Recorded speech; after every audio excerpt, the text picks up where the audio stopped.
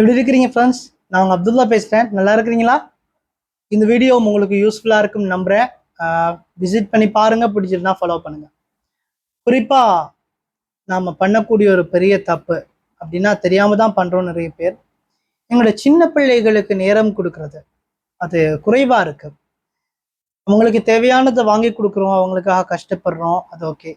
ஆனால் அவங்க மனசில் இருக்கிற விஷயங்களை நம்ம கேட்குறோமா? அந்த பிள்ளைகள் பேசுறத கேட்குறோமா அப்படின்னா இல்லைங்க.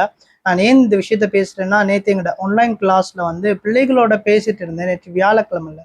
அப்போ பிள்ளைகளோட பேசிட்டு இருக்கிறப்ப நான் கேட்ட விஷயம் வந்து, உங்களோட லைஃப்ல உங்களுக்கு பிடிச்ச விஷயம் என்ன, சந்தோஷமான நாள் என்ன அப்படிங்கிறப்ப எல்லா பிள்ளைகளுமே சந்தோஷமா ஒவ்வொரு விஷயத்த சொன்னிச்சு.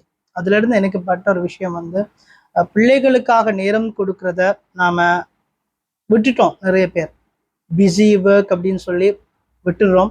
அதனால உங்களோட குழந்தைகளுக்காக கொஞ்சம் நேரத்தை ஒதுக்குங்க. அவங்களுக்கு பிடிச்ச விஷயம் என்ன அப்படின்னு கேளுங்க. உங்களுக்கு மனசு கஷ்டமா இருக்கா, அந்த கஷ்டமான விஷயம் என்னன்னு கேளுங்க. பிள்ளைகளோட அன்பா இருங்க. அடக்கி அடிச்சு ஒரு விஷயத்த கொண்டு வரலாம், ஆனா அது நிலைக்குமான்னு தெரியல. அன்பால ஒரு விஷயத்த கொண்டு வந்தோம்னா அது எப்பவுமே நிலைச்சிருக்கும் அப்படிங்கிறது என்னுடைய கருத்து. இது உங்களோட வாழ்க்கைக்கும் யூஸ்ஃபுல்லா இருக்கும்னு நம்புறேன். அதனால சின்ன பிள்ளைகளுக்காக உங்களுடைய குழந்தைகளுக்கு நேரத்தை ஒதுக்குங்க.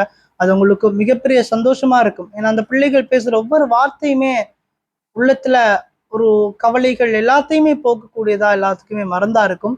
இந்த விஷயத்த பண்ணுங்க, உங்க லைஃப்ல ஒரு மாற்றம் கிடைக்கும். இன்னொரு வீடியோல பாக்குறேன்.